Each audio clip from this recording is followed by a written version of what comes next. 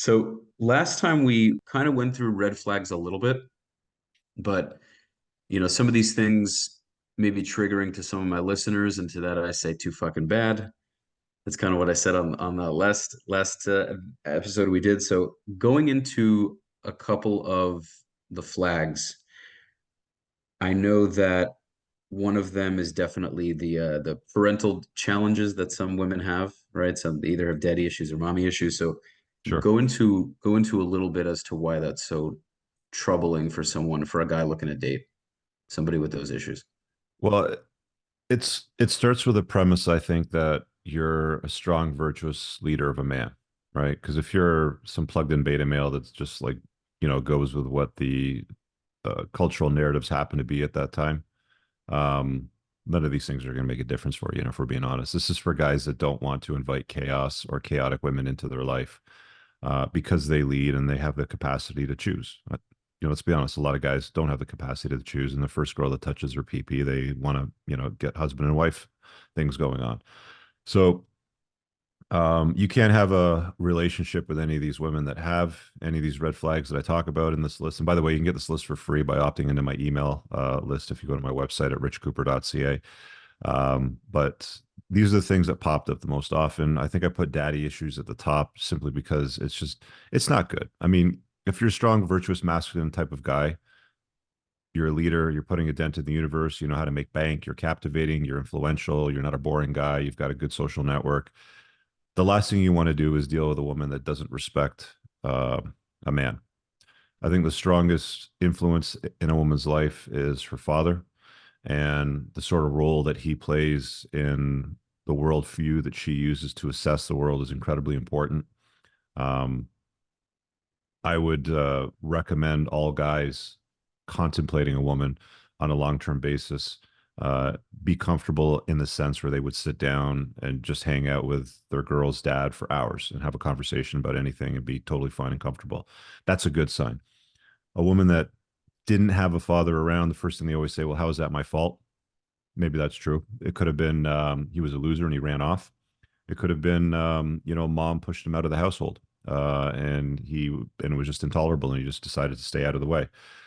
Either way, it potentially may not be her fault, but it would be her fault if she carried the baggage into perpetuity. A lot of women will just want to carry the victim card and want to be like, oh, poor me. I'm this poor victim. Things aren't fair. And that's one of the red flags, by the way, is, women with a victim mindset. So being able to work on any deficiencies that they have personality wise or baggage wise, I think is incredibly important.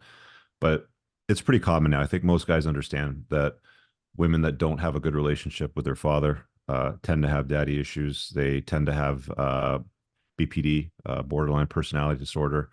They tend to have abandonment issues. Often they'll act out in ways with men in relationships that will ensure abandonment just because of their behavior and the way they behave. So, yeah, sure, you can have a relationship with one of these gals, but it's not going to be easy. It's not going to be fun. It's not going to be comfortable. She won't be a compliment to your life. It'll be difficult. It'll be more difficult than a woman that doesn't have daddy issues, that has a good relationship with her dad. For sure, definitely. It's just I think and you brought it up, someone who say the mother kicked the father out of the house, maybe he was an alcoholic or he just Yeah. wasn't a good parent, maybe he was abusive. So an obvious response to that from women who might have had this growing up is they would say, okay, well, this wasn't exactly my fault. What would you say to them if a woman came on your show, Rich, and said, hey, I grew up with a father that just really wasn't good to me nor my siblings. Does that mean I don't deserve love? What should I do about it? What would you kind of say to her? Well, I think one of the fundamental problems that arise out of that situation is mom's got to take some of the blame for this too, right? Because she chose dad. For sure. She like he didn't accidentally fall in her and nut in her. Like there was a conscious decision making process that they went through, and she decided to say, "Just go in me, it's safe" or whatever. So there's got to be some ownership taken for the decisions that she made with who she chose as the child's father. The problem that I've noticed with a lot of these women that choose terrible men as fathers for their children is they often spend a good part of the children's formative years going on about how Men ain't shit. Woman needs a man like a fish needs a bicycle. You got to go out and, make sure that you don't have to rely on anybody. You got to get a degree or three. Make sure you have a career. Um, and I think that a lot of these single parent households, where moms didn't have a father around and they had to raise a kid by themselves is unfortunate. But it's the reality of the world that we deal with. And I think it's probably what has formed a lot of the single women today that are well into their 30s, 40s, and 50s that are all boss girls and career women. And, they've got their IKEA furniture and their Tesla and their degrees on the walls, usually with some student debt as well. But they don't have a man in their life and they're unhappy and they're single because they prioritize themselves and didn't really do the work to be a good complement in a relationship. So again, like at the end of the day, once you're an adult, whether you're a man or woman, it doesn't matter to me. But once you're an adult, and you realize that there's deficiencies, if you want to take ownership for them, you should work on them. There's people that can walk you through that sort of stuff. I don't do that. That's not my area of expertise. I'm not a specialist in that area, but there are trained practitioners that deal with trauma, childhood trauma, and Hmm. dealing with the baggage. I think is incredibly important. But I think one thing that a lot of guys have noticed as they sort of deal with women, as they get older, there's a lot of gals out there that carry around a lot of baggage. And they just never get rid of that luggage. Right. Yeah, it's very hard to look in the mirror, and that's why it's very interesting that you have so many.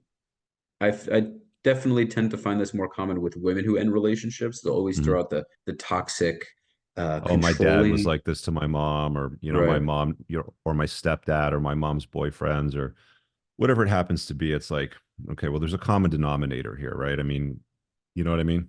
You chose this person. If you Yeah, continue to choose the same people and you end up getting the same results, I think Albert Einstein's insanity definition kind of reigns correct. true. I really hope you guys enjoyed that clip. If you want to watch the full length podcast, you can find that over here, that clip's from. If you're newer to the channel, make sure you hit subscribe over here and pin down below in the top comment. You'll find a bunch of useful links to my website, my supplement line books, and a bunch of other stuff. Have an amazing day. Peace out.